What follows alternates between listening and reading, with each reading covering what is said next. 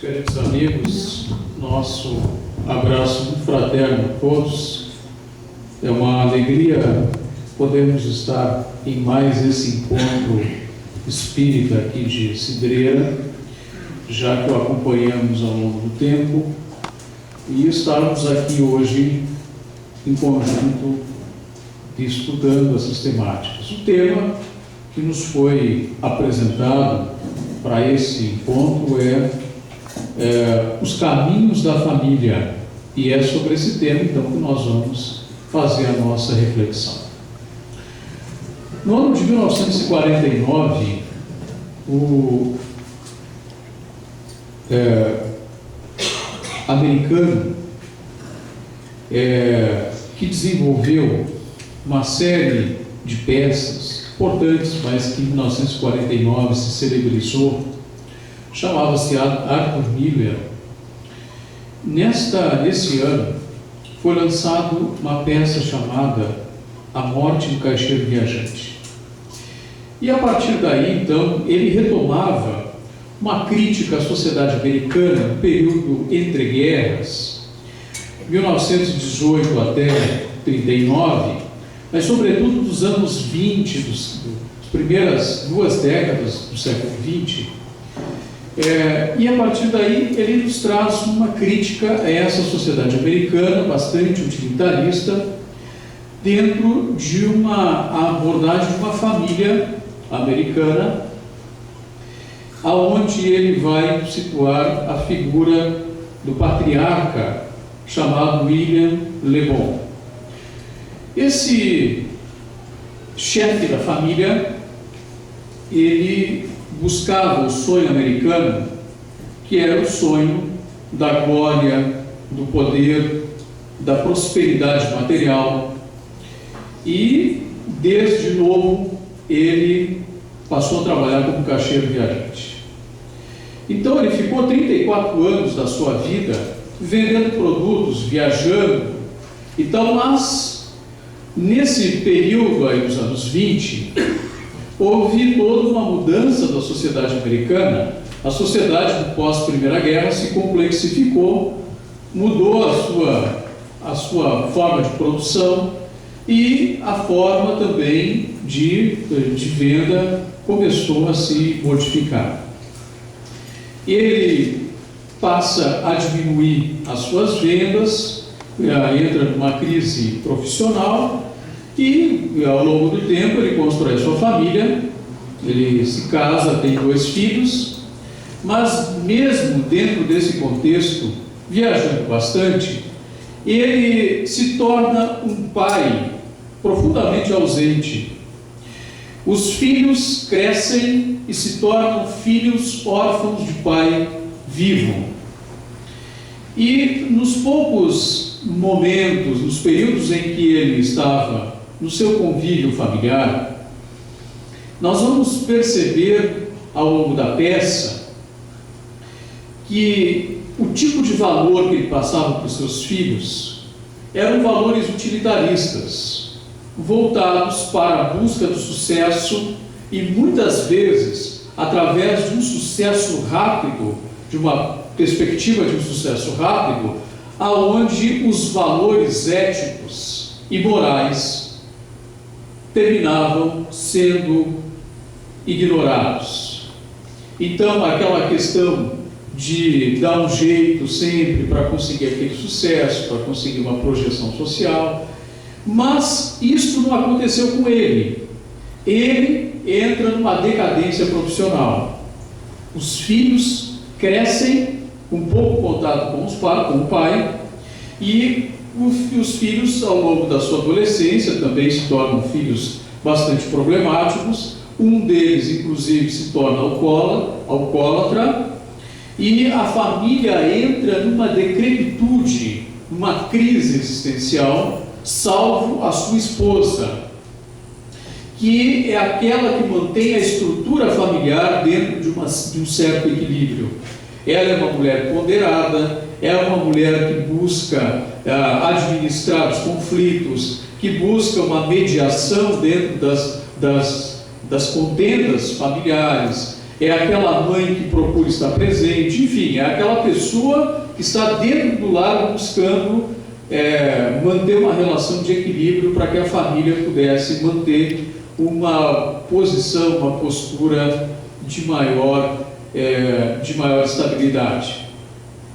Mas dentro desse contexto apresentado por Miller, nós vamos encontrar então o patriarca da família numa crise existencial profunda que leva ao suicídio. O tempo passa e em uma dos diálogos finais da peça é quando a esposa vai ao túmulo do marido e, ao visitar o túmulo do marido, como se ela estivesse conversando com ele, ela então passa em revista aquilo que havia sido a sua convivência familiar e as preocupações que haviam tomado conta das mentes deles e sobretudo dela. E ali nós vamos encontrar então uma mulher que representava, dentro daquela estrutura familiar em desequilíbrio, nós vamos encontrar aquela mulher que de alguma forma representava uma base, uma estrutura fundamental dentro daquilo que a gente pode pensar sobre o papel da família. É claro que esse drama é uma tragédia moderna que traz de volta as antigas tragédias gregas. De qualquer forma, ela nos apresenta, dentro do contexto contemporâneo, os conflitos dos valores que estão permeando a família. Não é simplesmente nós situarmos uma problemática familiar dos anos 20 do século passado, mas é a gente poder pensar também que essa problemática familiar, essa falta de rumo, por vezes, que nós observamos dentro da estrutura familiar, ela ultrapassou o século XX, chegou ao século XXI. Se a gente puder pensar dentro de uma fábula, que eu acho sempre muito interessante, dentro de uma versão, que é Alice no País das Maravilhas, tem um determinado momento que a menina, ela está perdida dentro da floresta, e ela não sabe exatamente para onde ir. Então ela está caminhando, vai por aqui e tal, ela está indo por um determinado caminho, e ali à sua frente ela encontra a possibilidade de três saídas, né? Só que ela tem 3 caminhos à frente, mas ela não tem as placas indicativas. Aonde esses caminhos vão dar? Então ela olha e vê um gato deitado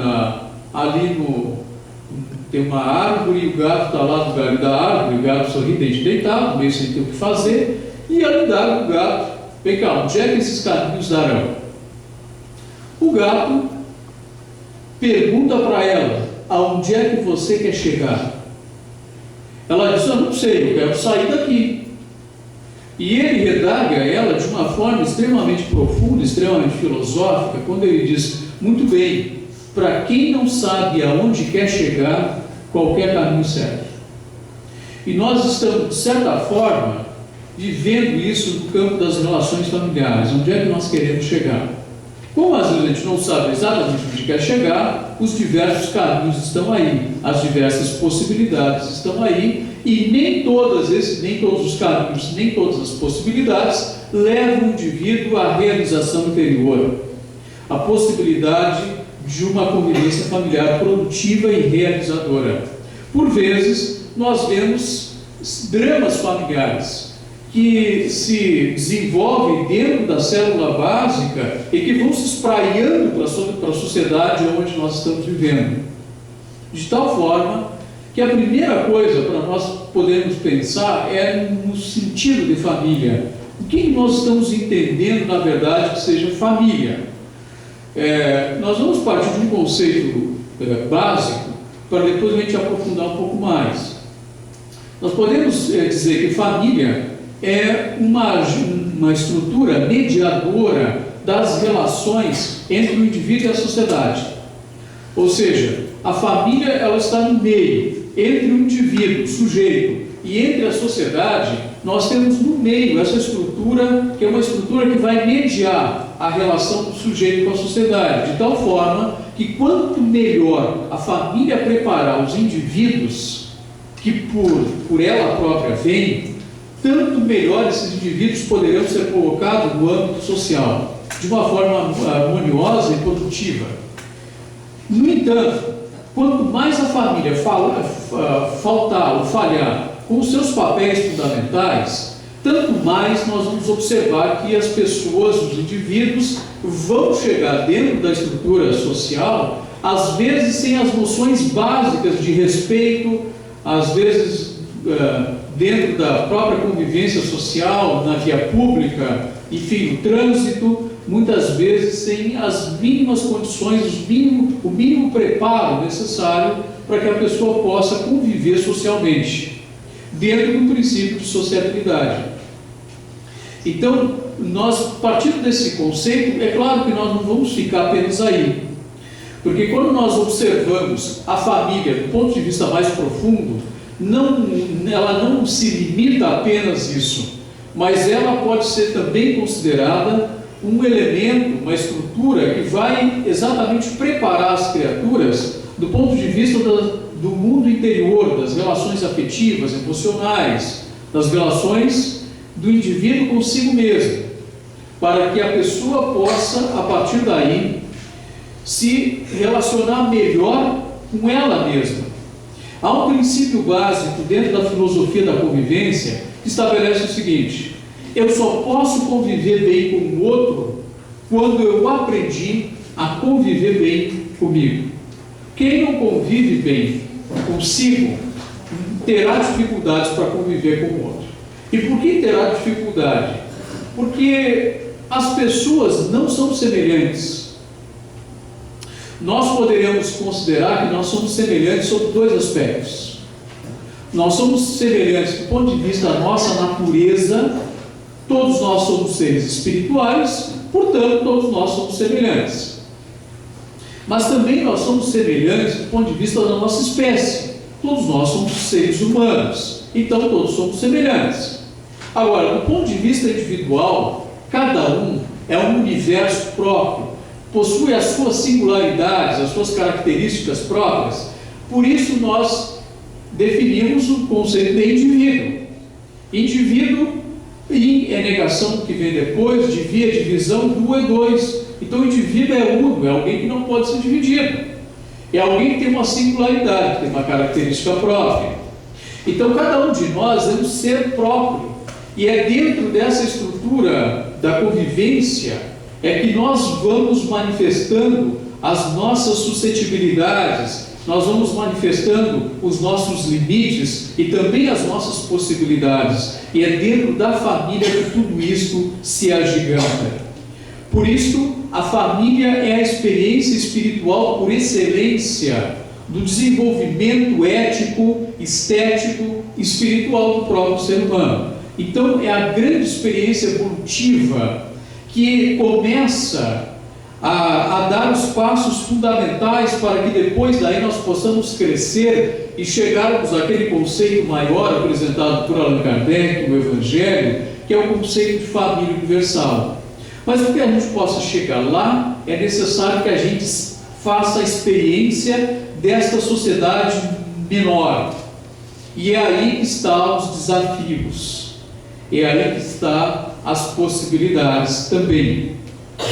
Vejamos, no capítulo 14 do livro Ação e Reação, psicografado por Chico Xavier, de autoria do Espírito André Luiz, nós vamos encontrar uma história, uma narração de André Luiz descrevendo o contexto familiar vivido, observado por ele mais um grupo de companheiros que vêm à Terra para acompanhar determinadas experiências e poder tirar dessas experiências aprendizados necessários na área dos sentimentos, na área intelectual, na área relacional, etc. E eles vêm acompanhar o caso de uma família. Esta família é a família de um senhor chamado Ildeu e da sua esposa chamada Marcela. Eles têm 3 filhos, 2 meninas maiores, já adolescentes, e um menino menor. E André Luiz, como orientador, e outros companheiros vão começando então a se inserir de uma forma mais direta dentro desse contexto familiar e vão percebendo que esse senhor é um homem problemático. Aliás, como muito raro são os homens, claro.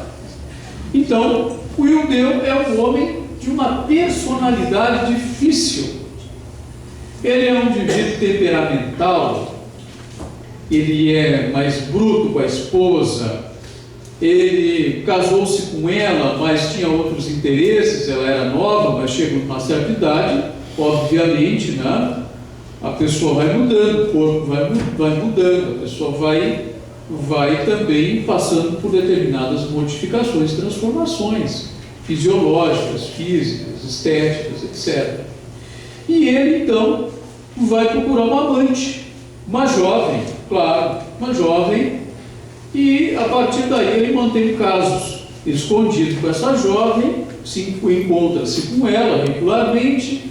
A Marcela, com o tempo, vocês sabem que as amigas, né? As amigas começaram a falar para ela, olha, teu marido, assim, assim, e tal, e a Marcela descobriu que o marido dela tinha uma amante, uma jovem, ainda para aumentar mais a tristeza dela. Era uma jovem e o Ildeu não dava trégua. Ele em casa, ele queria sempre a comida no horário, estava sempre reclamando disso, reclamando da Marcela e tal. E a Marcela era aquele exemplo de mulher extremamente bondosa, extremamente dedicada ao lar, ao esposo, aos filhos, mais ou menos a semelhança da esposa lá do personagem do Arthur Miller.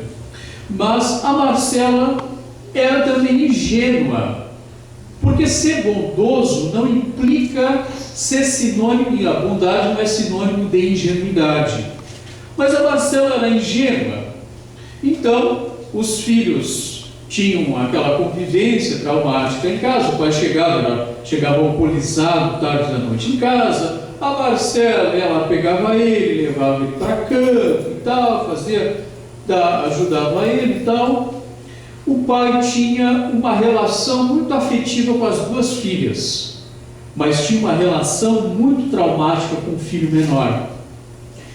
E eles vão, a equipe espiritual vai acompanhando a situação, e lá pelas tantas, o Ildeu vai conversar com a Marcela, e ela diz, olha, pois bem, eu já sei de tudo, eu sei que você tem uma amante e tal. Ele diz, pois é, então é isso mesmo. Então é o seguinte, eu vou continuar com a minha amante e tal, etc, etc, e de um temperamento bastante forte, a Marcela ficou meio sem saber, e agora, né? Que procedimento eu tomo? Naquele contexto que a Andréa não está relatando, era muito difícil para a mulher abandonar o marido ou romper com o relacionamento, até porque havia uma questão cultural e uma questão financeira. Mas apesar desse caso, a questão financeira não era que pesava mais, porque ele não trabalhava. Era ela que trabalhava ali, lavando roupa para fora para sustentar a família. Então, diante daquele contexto, o Ildeu chegou a um determinado momento que ele foi tomado de uma ideia, e essa ideia começou a se tornar mais forte, então de terminar assassinando a esposa. E ali ele começou a arquitetar essa ideia, e lá pelas tantas falou para a amante também deu um certo estímulo para ele, comprou uma arma e chegou lá uma noite daquelas, que ele chegava sempre tarde da noite em casa. Ele chegou, os filhos estavam dormindo, a esposa estava dormindo, obviamente, mas os filhos estavam espiritualmente desdobrados. E naquele instante o marido chega em casa com a arma e aproxima-se do quarto, entra no quarto dele. A Marcela estava dormindo. Quando ele chega, e os espíritos observam isso, diz, olha, vai cometer uma tragédia, né? É possível que a gente tente fazer alguma coisa dentro dos nossos limites, porque a espiritualidade não pode tudo. Então, uma das formas que eles encontraram é o seguinte, bom, trazer os filhos aqui, os filhos estão desdobrados, e automaticamente vamos estimulá-los a voltar para o corpo imediatamente. E naquele instante, então, quando ele está próximo da cama com a arma, as crianças voltam para o corpo, né, espiritualmente retornam, e vêm em estado bastante preocupados, vêm gritando, chorando e tal, e vêm chamando pela mãe, acordam chamando pela mãe, gritando aos prantos, como se estivessem sofrendo um pesadelo. E naquele instante, então, a mãe acorda, e quando ela acorda, ela vê o marido do lado dela com a arma. Só que na ingenuidade da esposa, ela olhou aquilo e imaginou que o marido estava ali com aquela arma, ele iria se matar. Então ela olha para ele e diz assim: Deus, mas o que você está fazendo aí, meu? O homem de Deus, o que você está fazendo aí com essa arma? Você está pensando em se matar? Não faça isso. Valorize a sua vida, a sua família e tal. E aí ela diz para ele: olha, se você está pensando em se matar para mim me dar o divórcio, então deixa-se, eu lhe dou o divórcio, siga a sua vida, seja feliz, mas não faça isso. E naquele instante, como ele percebeu a ingenuidade da esposa, que não havia entendido a cena, ele aproveitou isso de uma forma astuta para dizer exatamente, era isso. Como você não me dá o divórcio, eu ia me matar. Então ela disse: mas se você sair de casa, você me liberar, você siga a sua vida, eu sigo a minha e tal. E aí ele terminou afastando-se, foi embora. Foi embora com a sua amante, o tempo passou, e lá pelas tantas, ele já estava numa idade mais avançada, e apareceu um câncer. Agora, aquela jovem já não era tão jovem, mas também não estava disposta a cuidar de um homem bem mais velho que ela, e ainda por cima adoentado. Então o que ela fez? Botou ele para fora de casa. E quando ele não tinha mais perspectiva, ele lembrou-se da sua esposa, a Marcela, sua antiga esposa. E aí ele volta para casa. Volta para casa. A esposa já estava casada, Marcela, já tinha reestruturado sua vida. Ele termina desentendendo-se com o atual marido da sua ex-esposa, e no ato translocado termina por vitimá-lo, mata-o. Então, e logo depois ele morre.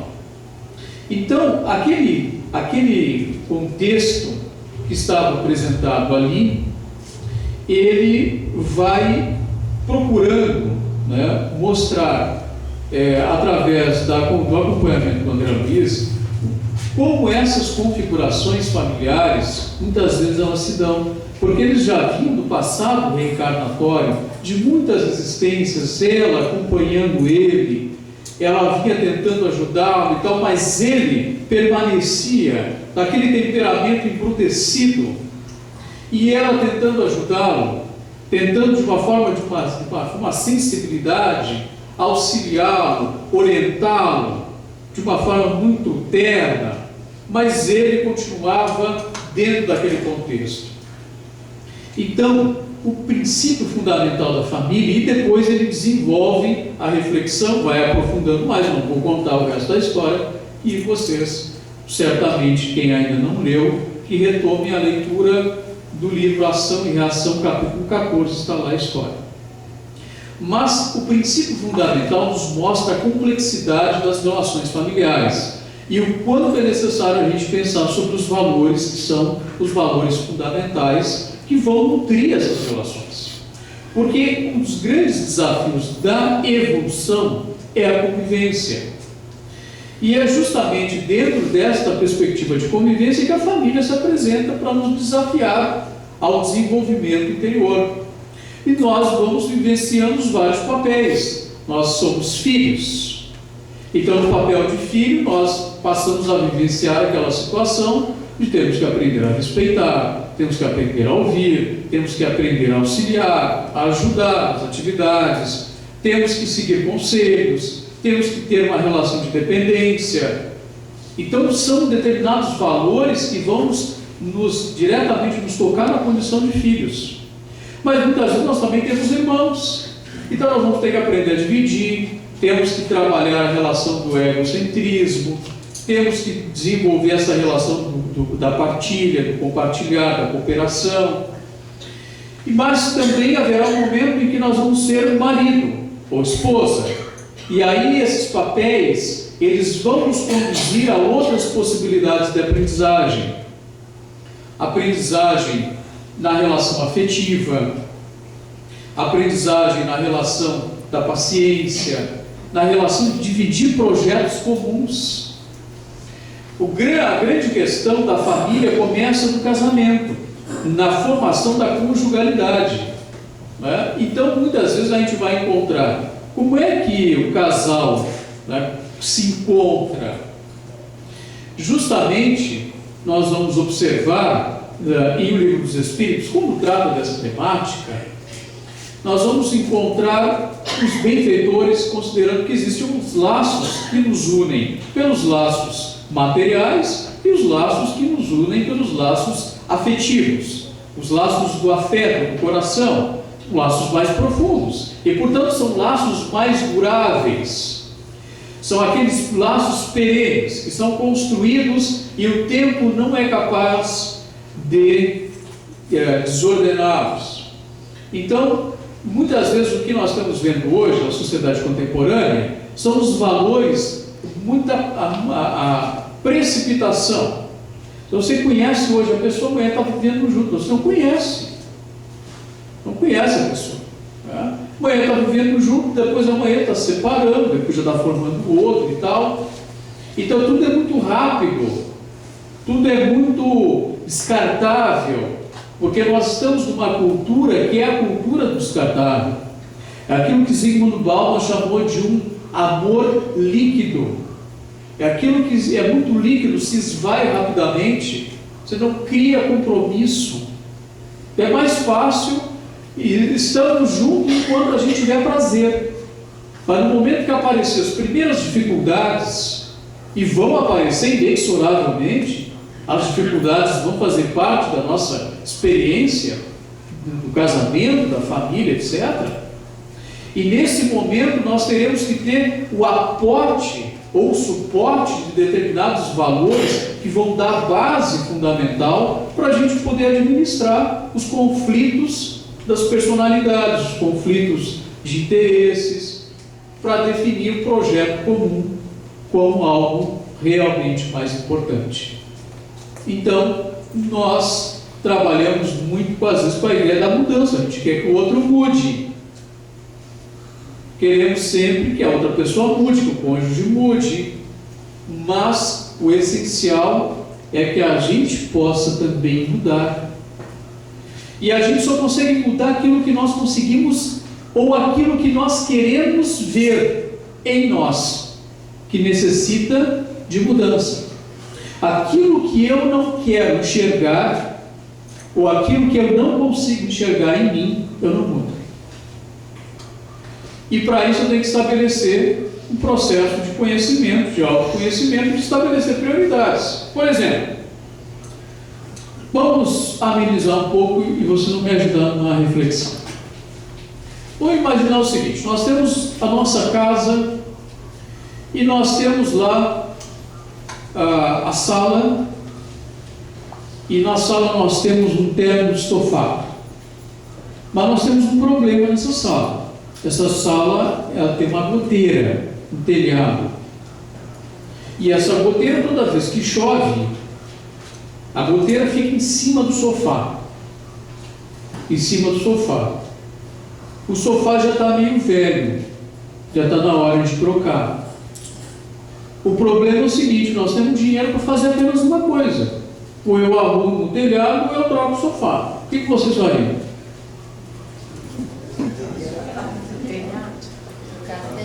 Troca o sofá ou arruma o telhado? Arruma o telhado? Sim. Muito bem. Vocês sabem que eu descobri uma coisa: a criatividade humana não tem limites. Não tem limites. Outro dia, alguém me disse assim: eu já tenho a resposta para o teu dilema, que eu nem sabia que era um dilema.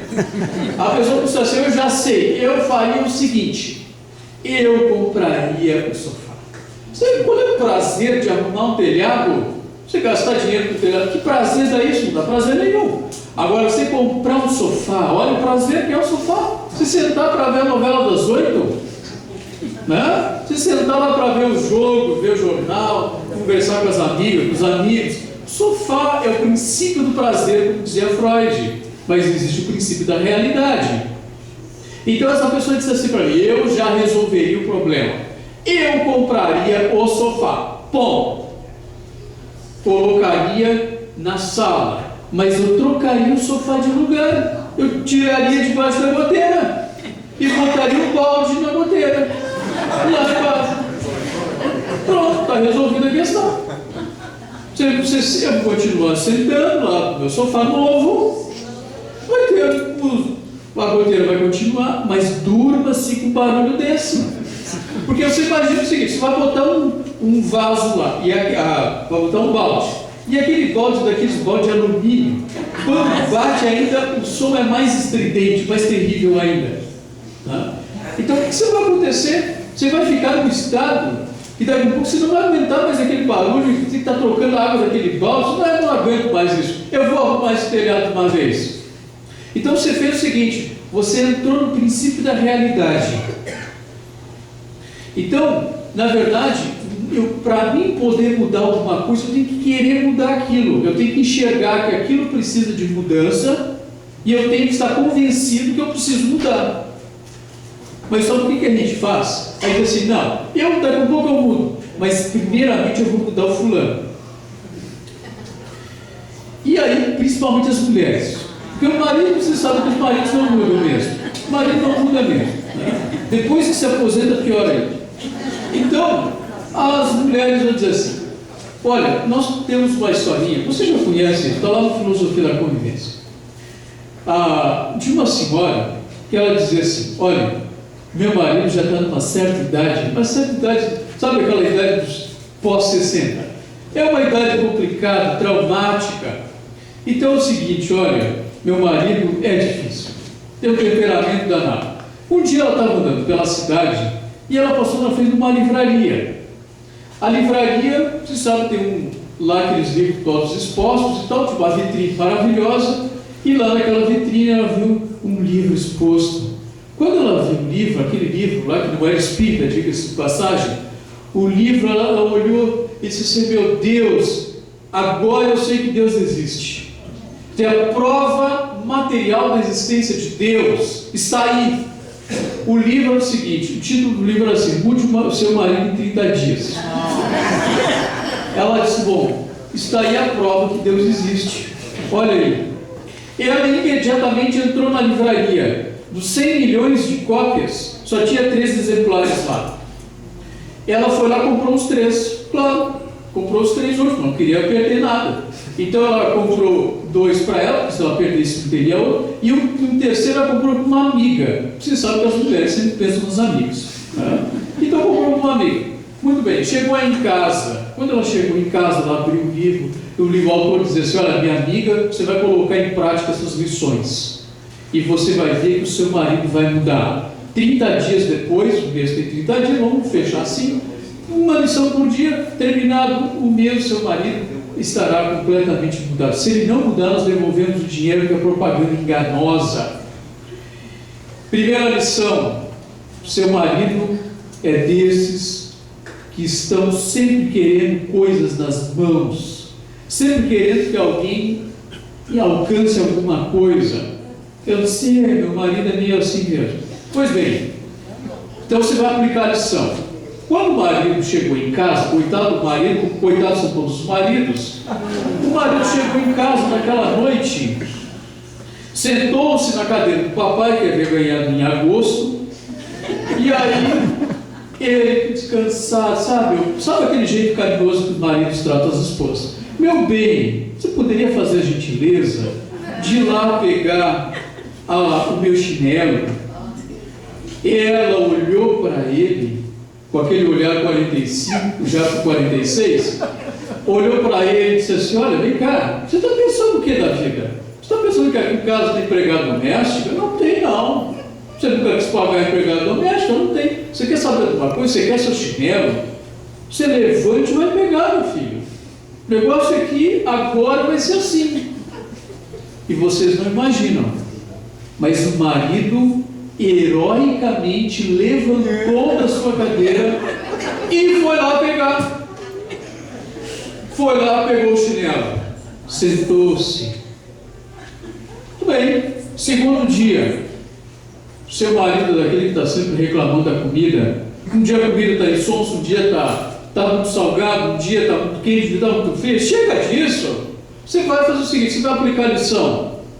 E naquela noite diz, até um amigo nosso, que foi por inspiração espiritual negativa, ela já colocou um pouquinho mais de sal na comida.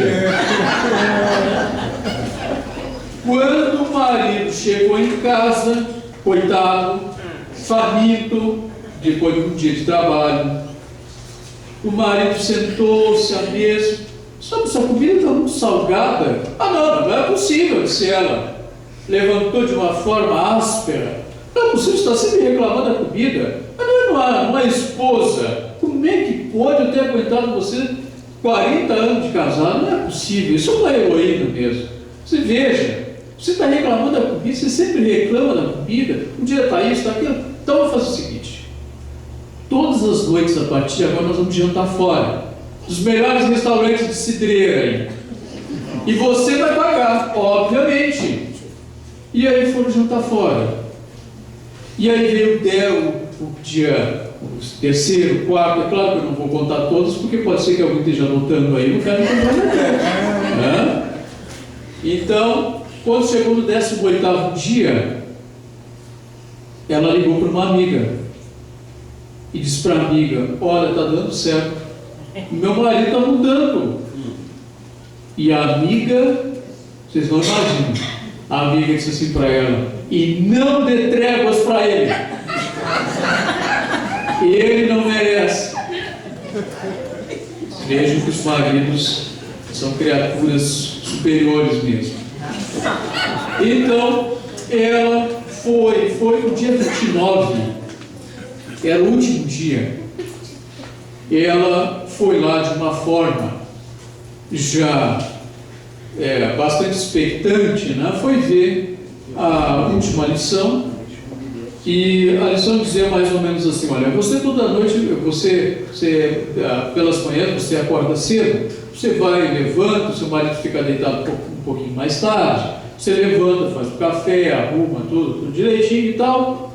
Depois que está tudo arrumadinho, você vai lá e chama ele, que até então estava deitado. Não é verdade? Ela disse: sim, é verdade. Que engraçado, parece que esse autor até conhece a minha vida. Que engraçado, é exatamente isso. Pois é, você vai fazer diferente.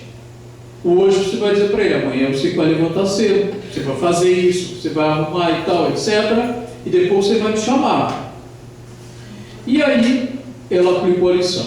Quando chegou, ela não conseguiu dormir, porque ela teve insônia. Pela ansiedade natural, gerou insônia, não conseguiu dormir, mas alguns momentos ela conseguiu. Quando acordou já era de manhã. Levantou-se, foi até a cozinha. Quando ela chegou na cozinha, ela olhou, a mesa estava esmeradamente bem posta.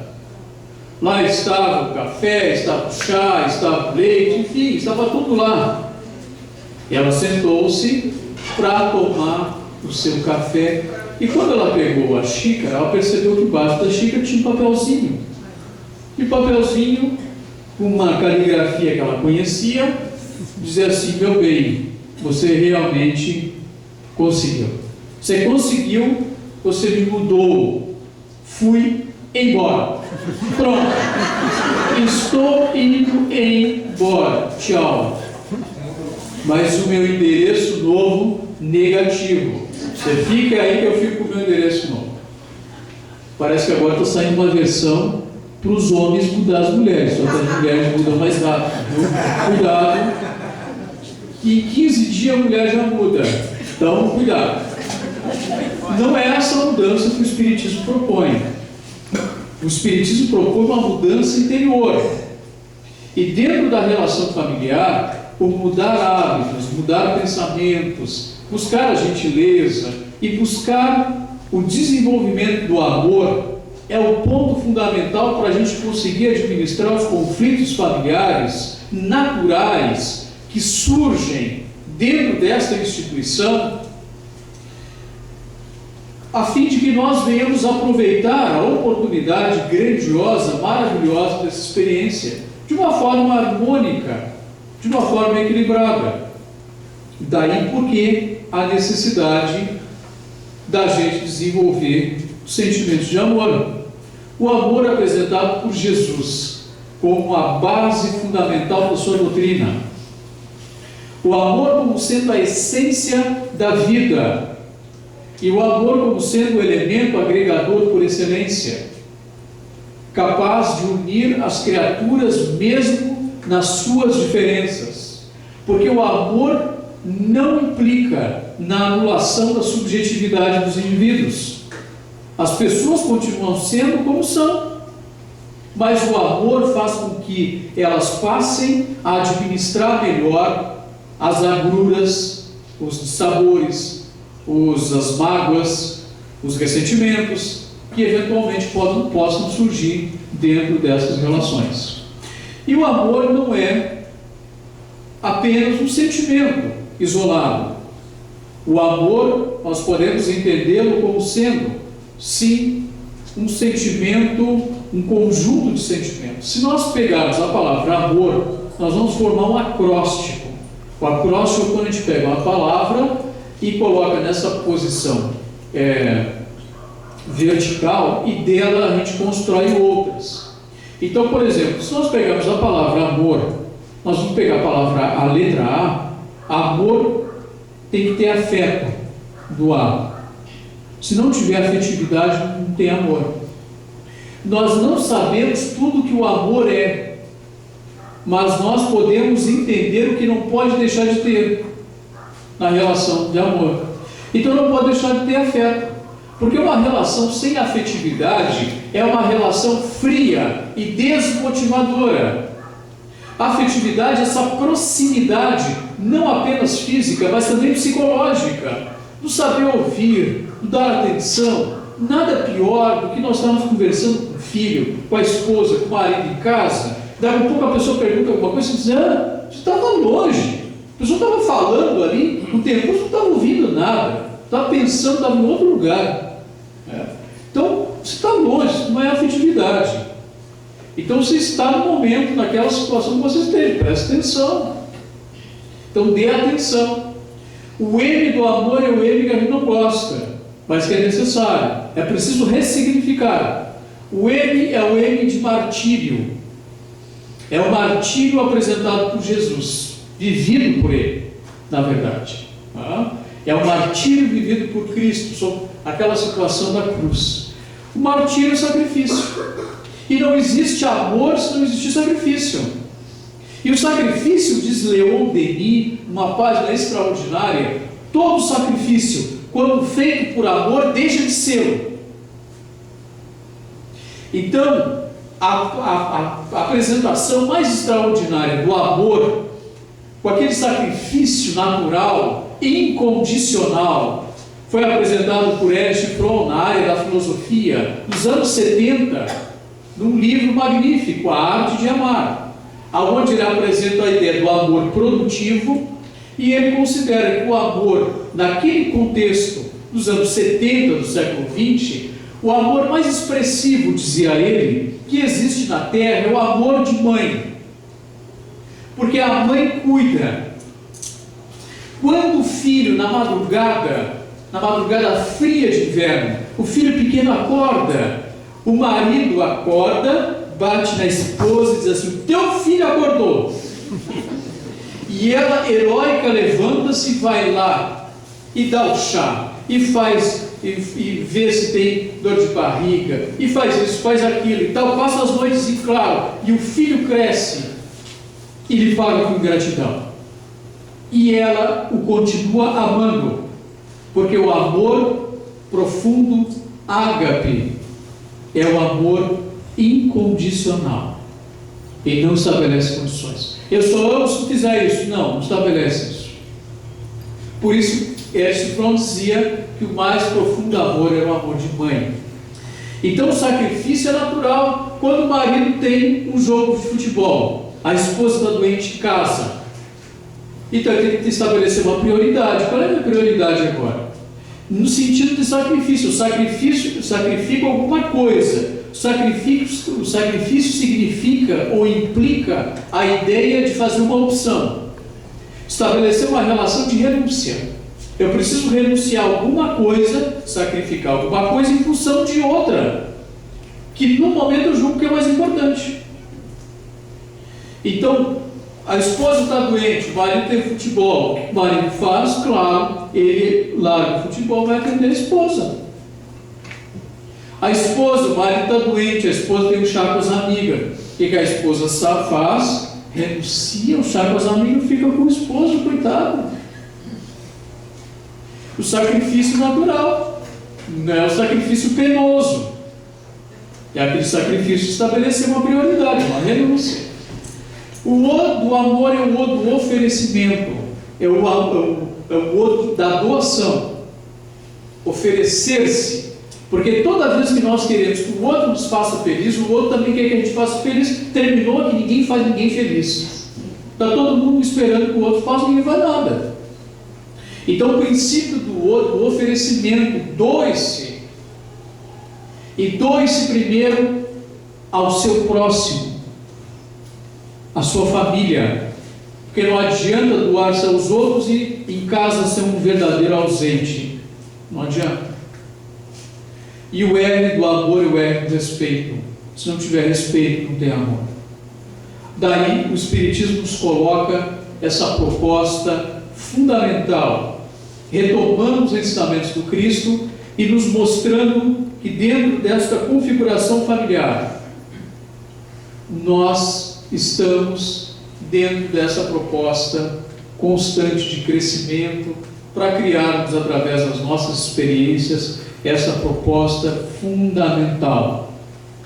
E daí a paciência, o saber administrar aquele conflito que surge com o filho, com a esposa, com a sogra, o sogro, o saber administrar com equilíbrio e de uma forma moderada as situações que se apresentam. Na área da filosofia, Aristóteles, num livro excepcional chamado Ética Nicômaco, que era o filho dele, falando sobre as virtudes, ele diz: o princípio fundamental da felicidade é a justa medida, é o princípio do equilíbrio. Allan Kardec foi um ícone, em palavras atuais, da moderação, da ponderação, do equilíbrio. E esse modelo, guardadas as proporções, claro, esse exemplo é um exemplo importante, que é o exemplo da moderação, do equilíbrio, para a gente poder administrar a nossa vida. O jovem, para a gente concluir, imaginava e buscava constantemente a felicidade.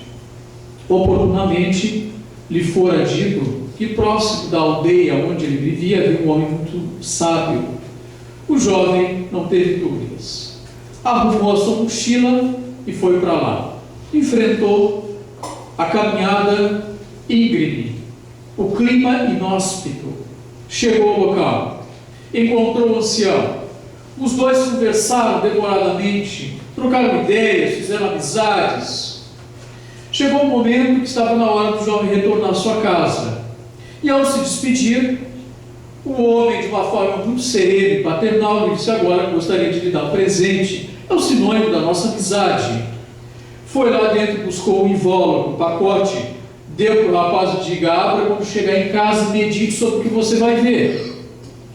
Porque a gente toma decisões muito apressada, a gente não reflexiona, não pensa sobre as situações. alguma situação de família se apresenta, a gente já imediatamente reage, você não para, medita, olha, calma, vamos pensar junto. Não, já toma posição. E o jovem então pegou aquele pacote, agradeceu, foi para casa, voltou. Quando chegou em casa, estava ali desfazendo sua mochila e comprou o pacote. Abriu e percebeu tratar-se de uma colcha. Ele colocou aquela colcha na sua cama e disse: mas o que esse homem, que tipo de presente estranho, o que eu, um jovem, quero com uma colcha? Mas aí está a decisão precipitada, você já está tomando a priori uma atitude mental. O jovem parou e começou a meditar, disse: bom, mas eu vou ter que pensar sobre isso. Então ele olhou para a colcha, primeira coisa, percebeu que a colcha era feita de pedaços de tecidos. E havia pedaços de tecido de cores variadas. Havia tecido amarelo, vermelho, azul, preto, branco, verde, de multicoloridos. Ele percebeu que o tamanho dos retalhos eram diferenciados. Havia retalhos um pouco maiores, médios, menores. E ele pegou a consistência de cada retalho. Havia aquele tecido mais sedoso, mas também havia o tecido mais áspero. E ele disse: já sei, aí estão as criaturas humanas, nas suas diferenças, nas suas características próprias. Mas se os seres humanos são tão diferentes, o que é que faz com que eles se aproximem? O que representa a linha que costura que é capaz de costurar esses retalhos e transformá-los numa colcha que tanto serve para abrigar o corpo daqueles que no inverno nada têm? Ele disse: já sei, a linha é o amor, porque somente o amor é um sentimento por excelência capaz de aproximar os indivíduos, respeitando as suas diferenças próprias. Por isso, a proposta essencial do Cristo, a necessidade de nós nos amarmos e, sobretudo, vivenciarmos tanto quanto for possível o amor dentro das nossas famílias. É isto que está faltando e é isto que nós precisamos trabalhar. Que Jesus nos abençoe a todos.